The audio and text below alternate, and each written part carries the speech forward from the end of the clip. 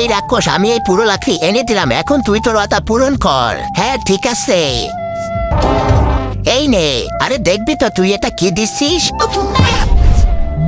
এই নে।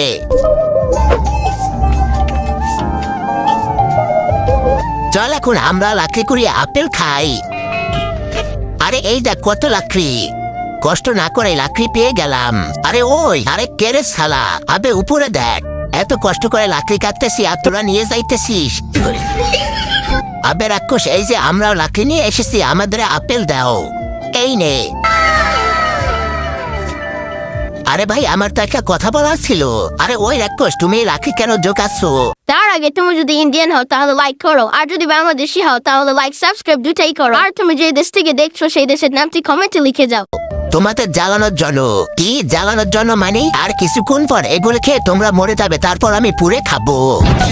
আরে ভাই, ফালা ফালা, প্লিজ আমাদের মেরো না।